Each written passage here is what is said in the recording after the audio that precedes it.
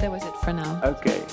Well, the first two fundamental propositions give already a very broad view on life. There is boundlessness, and in the boundlessness, universes appear periodically.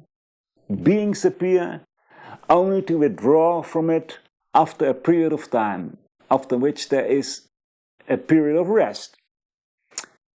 There are countless numbers of universes which, like glimmers of golden light, exist for a period of time in the external world and then withdraw from it again, only to reappear at a slightly higher level. The first fundamental proposition is the most abstract and in fact the only absolute one.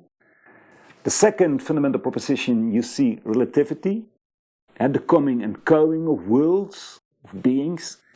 And the third fundamental proposition relates to those worlds, to the divine sparks, those sparks of eternity, when they are manifested, and especially to the relationships between all those different beings, those different monads, as we call them.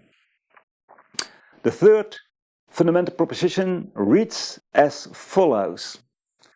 The fundamental identity of all souls with the universal oversoul, the latter being itself an aspect of the unknown root, and the obligatory pilgrimage for every soul, the spark of the former, through the cycle of incarnation or necessity, in accordance with cyclic and karmic law during the whole term. We summarize the third fundamental proposition with the words fundamental equality and growth, but if you read this fundamental proposition carefully, you can see there is much more in it. It contains the idea of cooperation, the idea of hierarchies, the idea of cause and effect.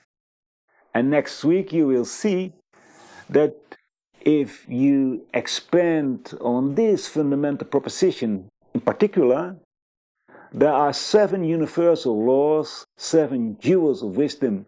Those will also be discussed in detail in the course Universal Wisdom. Anyway, let's read this fundamental proposition carefully. First of all, it talks about fundamental equality of all souls with the oversoul. Who are these souls and who or what is this oversoul? Well, H.P. Blavatsky herself says in a footnote in the Secret Doctrine that those souls are the monads, the sparks of eternity of which we spoke.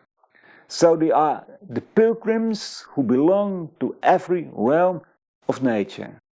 All those pilgrims, all those monads are identical in their essence to the oversoul. And who is this oversoul?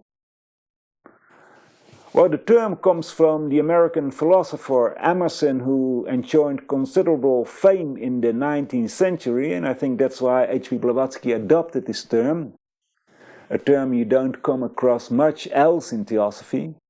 But it's not about words, it's about ideas. The oversoul is the starting point in that ocean of being, from which any cosmos arises. It is therefore the highest point, the farthest developed being in any cosmos. It is the root from which any cosmos arises. Is it God? You may call it a God, if you like, but be aware that there are innumerable oversouls, innumerable gods, the most evolved beings in the cosmos. And therefore it says that the oversoul is an aspect of the unknown root. And what is the unknown root? That's the boundless, omnipresent, eternal and immutable principle. That is space. And in that space are countless galaxies, countless universes, each with a top, each with a root from which springs that whole universal tree. including all the beings that belongs to it. And those beings are the souls, or rather, the monads. So you have the unknown root, the boundless, the oversoul, the top of a cosmos, and the souls, the host of monads or of many, many kinds. So each cosmos is a hierarchy with a top, and every being is a cosmos, hence there are many oversouls. Man himself, for example, is an oversoul. Relative to the trillions of living building blocks, the monads that are still barely developed, which constitute his vehicle, they live and die within us. We are their cosmos. We are the incomprehensible space for them. In this way, we live in the sun, the solar being, or if you want to see it even more universally, in the galaxy. We talk in this lecture about the universal vision on your life. Notice how different this vision is from what people are used to think about in our present time. What is your life? An accidental combination of an egg cell and a sperm cell? Is it creation of an unknown God? No, says Theosophy. You are universal life itself. You are a ray of the oversoul, of the hierarch of our cosmos, of our solar system. Let's take the sun as our relative boundary, although we know that beyond the sun, beyond our day star, there are endless fields of possibility. You are identical with the deity of our cosmos. This is already evident from the first and second fundamental proposition, for we are monads, but the third fundamental proposition concretizes it even more. It is the oversoul that has emanated a sphere, created the field out of itself, just as every human being also has a sphere around him. And within that sphere, we have found our existence. Let's look again at the text of the third fundamental proposition. You are a spark of the oversoul, a spark of the former. So states the third fundamental proposition. So you are identical with that highest deity of our hierarchy.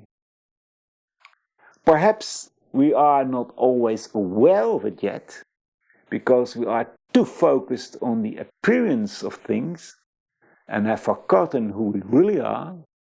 But we can begin to realize it. We can become aware of the oneness of all life. And we find that in the second part of the third fundamental proposition, when it mentions the obligatory pilgrimage through the cycle of incarnation or necessity, in accordance with cyclic and karmic law throughout the whole term. What is this pilgrimage and why it is obligatory? Well, within that sphere of the oversoul, in the cosmos in which we live, by growing in consciousness, we become more and more aware of who we are. We are going to develop our more noble aspects, that is, bring them out from within. We are going to awaken abilities that are still latent. Remember, everything is inside the monad. There are infinite faculties. We human beings are now developing the human part from that monad.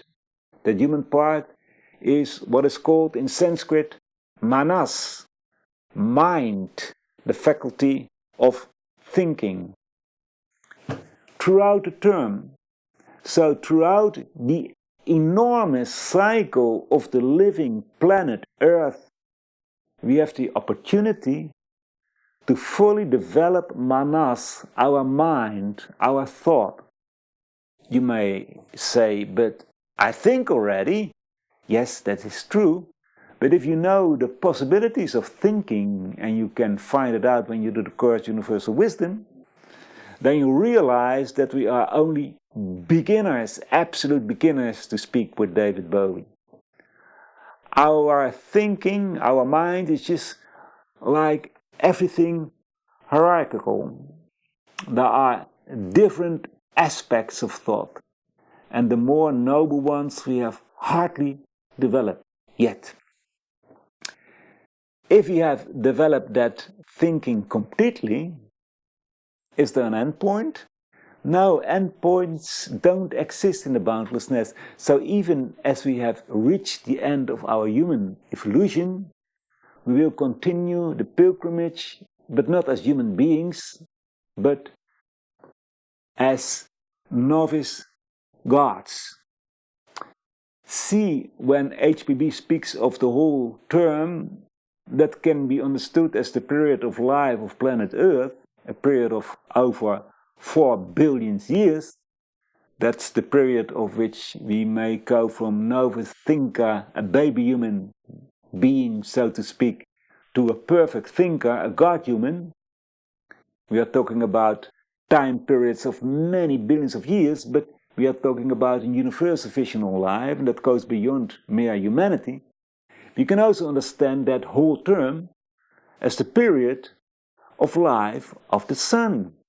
And then there are many more possibilities for growth. But I think it's already very difficult for us to imagine the life of the planet, let alone that of the sun. Well, during the life of the earth, we can learn to identify ourselves with the top of the hierarchy, and therefore, with the totality of life, we can become aware of the oneness.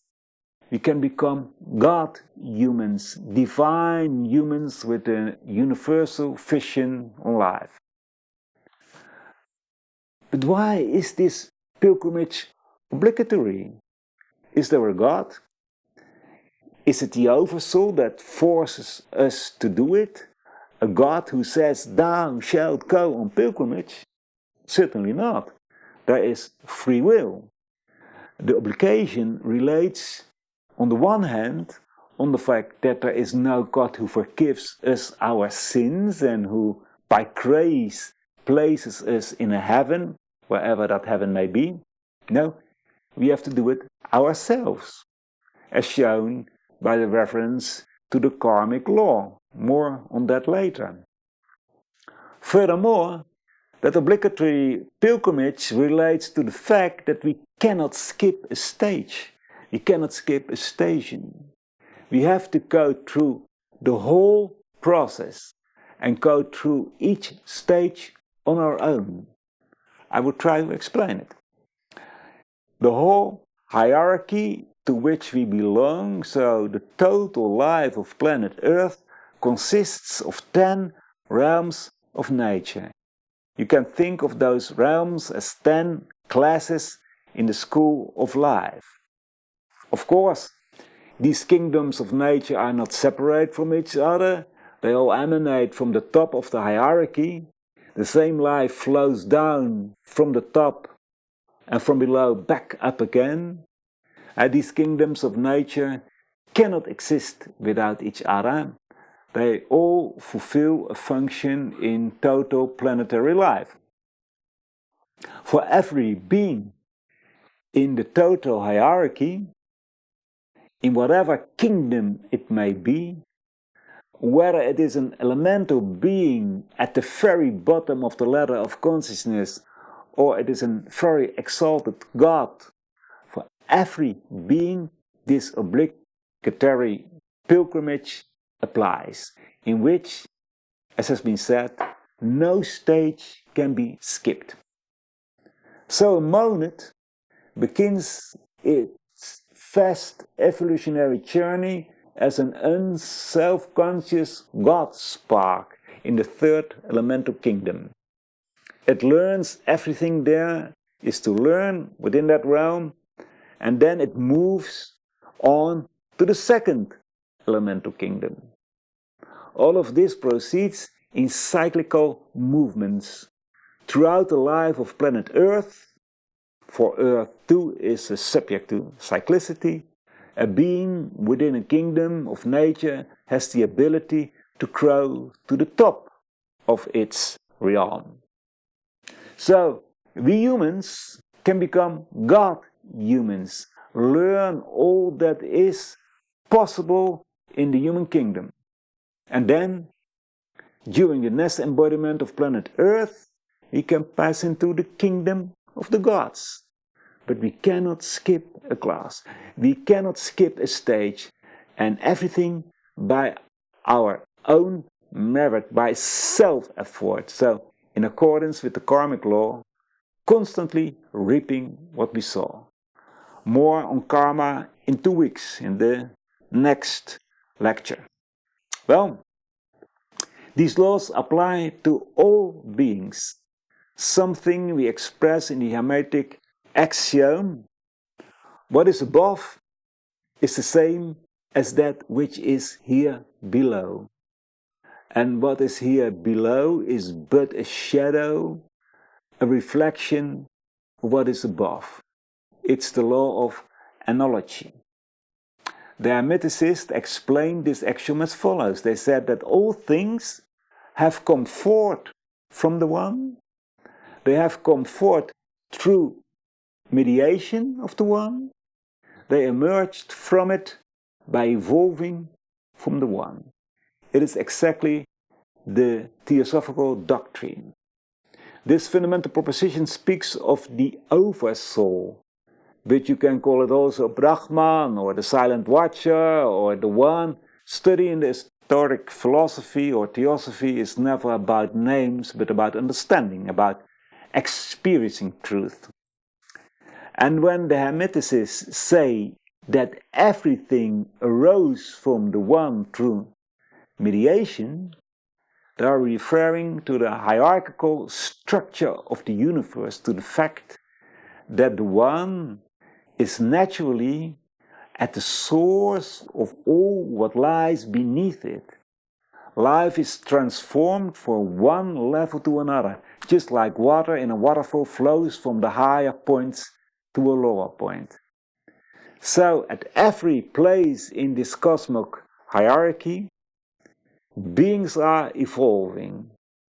And for the sake of clarity, let me say again, we mean that the monads must awaken the dormant faculties and pack the inner potentials.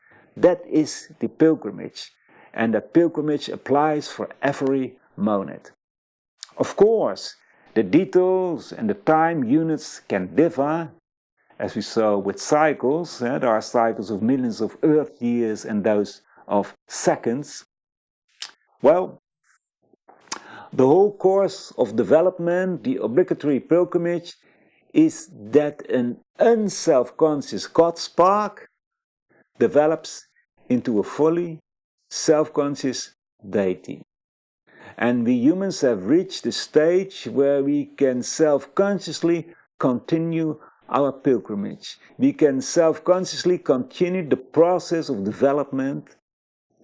It is at this human stage where individuality is developed.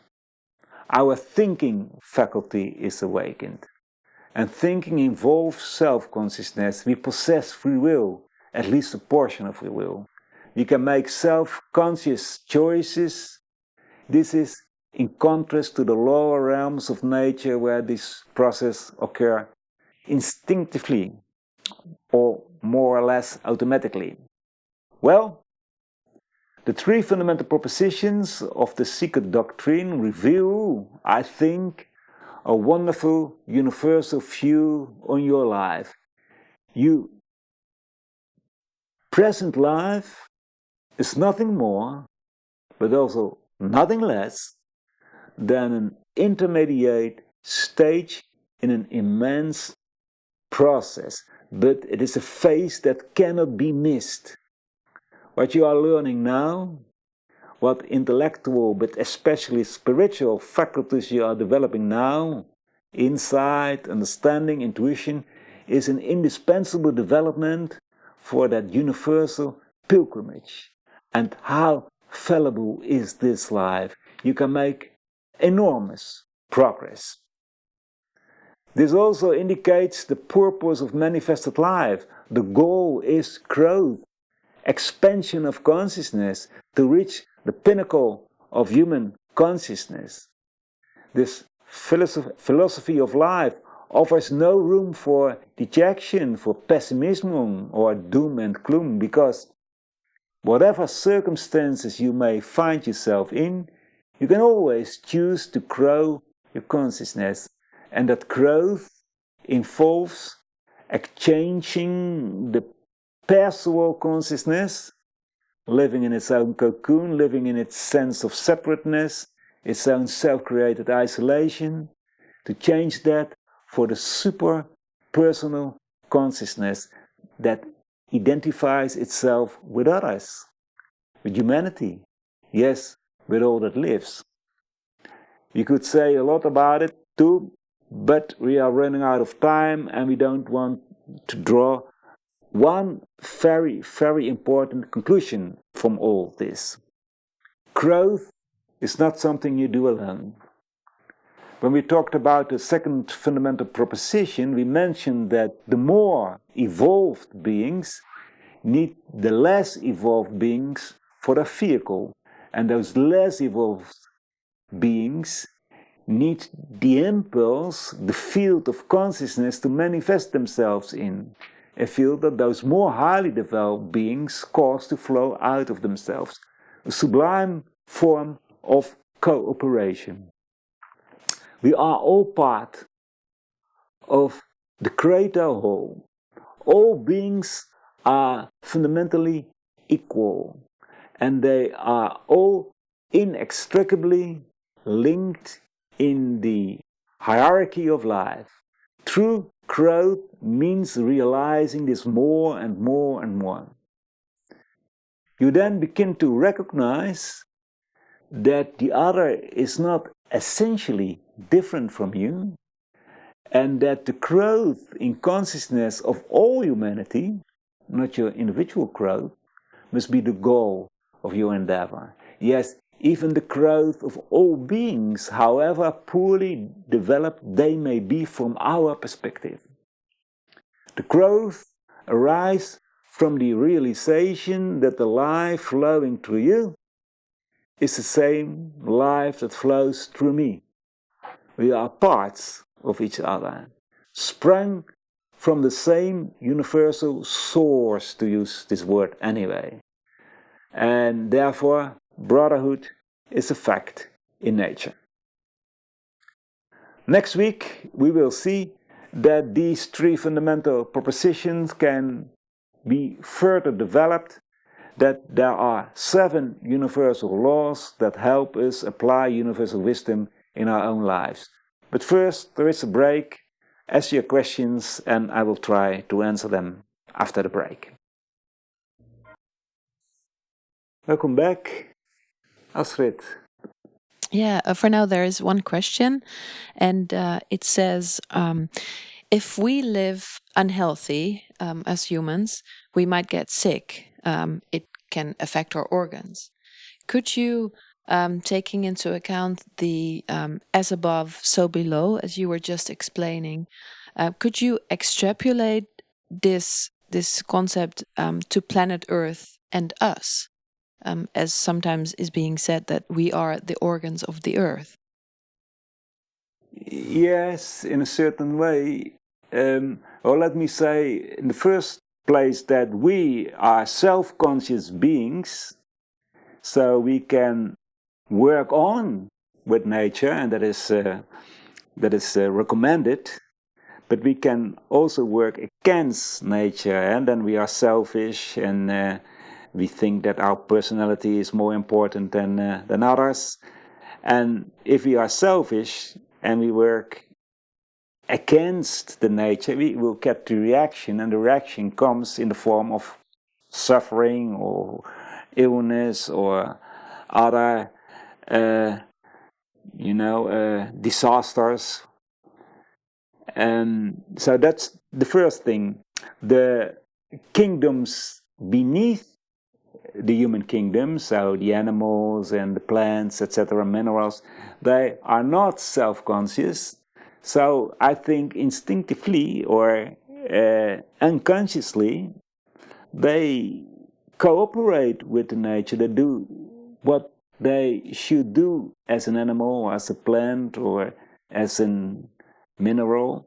But if we, as human beings, don't fulfill our task, our duty, we have a duty in the totality of the 10 kingdoms, and we cannot miss one kingdom.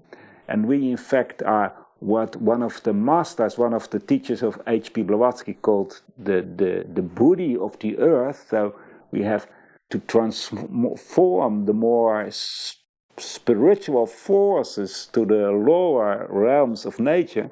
If we don't fulfill our duty, it will affect the other kingdoms, and the other kingdom strike back, so to speak, not consciously, but it's very simple. If you have a dog and you don't treat your dog well, if you be cruel with your dog, he will bite you and he will attack you. Well, that's a very simple example. But if you don't know your place in the totality of life, of course the nature will strike back. And well, I think we'll see that today because of the selfishness of humanity in general. You have those disasters which are not necessary because we could live all together, all the humans, all the animals, all the plants. But if we take more than we need, greed, well, in the long term, it will result in disasters. Yes, yeah. There is one other question that came in. Cooperation seems to be the basis of our existence. Also, the greatest challenge when I look at the world and the polarization, and all the karmic seeds we see with the regular reactions and situations. Is this long time taking effect we should deal with? Yes, that's the big challenge of the world today. If we don't cooperate, if we don't want to share, for instance, our wealth, but also our knowledge, our spiritual knowledge, our intellectual knowledge with each other, well, then it will result in a situation that we unfortunately can perceive almost every day when we look at the television or read the newspaper. So we have to start. Is it possible? Of course. And you can start in your own life if you start cooperating with your colleagues or with your neighbors or your family or the people you live with. That's the beginning. And, we human beings are thinkers, so start with your mind. Focus your thoughts on universal things. Yeah. Don't focus on the appearance of things. That's not very wise, and it will always result in suffering. So start thinking about an ideal of universal brotherhood. Give your attention to the ideal of universal brotherhood, and it will result in an other situation for yourself, because it is much easier to be spiritual. Yeah, you don't have so many worries anymore, and it will affect the people you live with. And if you start, and there's another thought I would like to share, because you are not alone. We can form a nucleus of universal brotherhood, and a nucleus, only exists because of the cooperation between good-willing people. And we may live in different countries.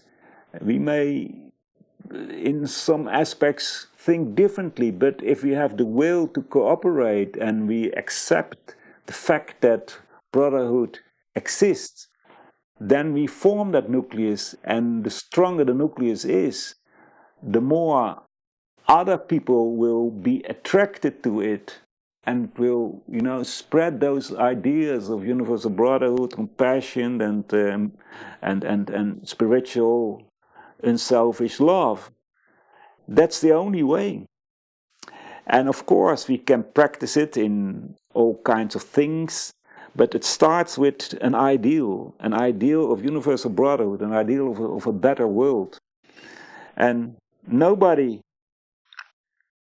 now let me say it otherwise, positively, everybody is able to make such an ideal, a super personal and impersonal ideal of a better world. Everybody is able to do that. Mahatma Gandhi says that he wrote in a little book, Ethical Religion, every human being, every human mind has two windows. One window tells him how he is and how the world is, and the other window shows him what he should be and how the world should be. Look through that other window, know what you should be, and be it. Be the change. Those were the questions. Those were the questions.